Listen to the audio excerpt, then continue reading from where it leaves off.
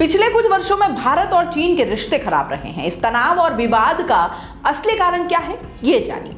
दोनों देशों के बीच विवाद की वजह है 3440 किलोमीटर लंबी सीमा।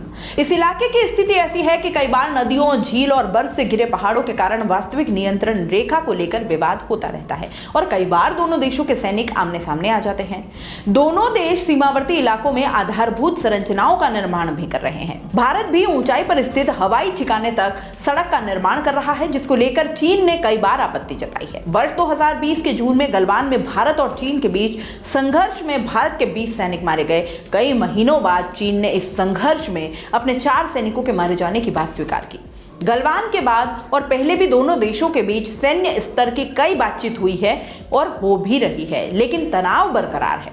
सबसे हालिया विवाद 9 दिसंबर 2022 का है, जब अरुणाचल प्रदेश के तवांग में दोनों देशों के सैनिकों के बीच झड़प हुई है।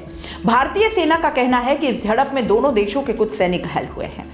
तभी तक चीन की ओर से इस पर कोई प्रतिक्रिया नहीं आई है। दोनों देशों के बीच संघर्ष में वर्ष 2020 खासा हिंसक रहा। 1975 के बाद से दोनों देशों के सैनिकों के बीच ऐसा संघर्ष था जिसमें कई सैनिक मारे गए। हालांकि इस संघर्ष के दौरान डंडों और अन्य हथियारों का इस्तेमाल हुआ, लेकिन बंदूक का इस्तेमाल नहीं हुआ। 1996 में दोनों देशों के बीच सहमति हुई थी कि सीमा पर बंदूक या विस्फोटक का इस्तेमाल नहीं किया जाएगा। भारत ने अपने सैनिकों के मारे जाने की बात स्वीकार की, लेकिन चीन कई महीनों तक अपने सैनिकों के मारे जाने की बात से बचता रहा। हालांकि चीन ने अपने बयान में संघर्ष के लिए भारतीय सैनिकों को जिम्मेदार बताया था।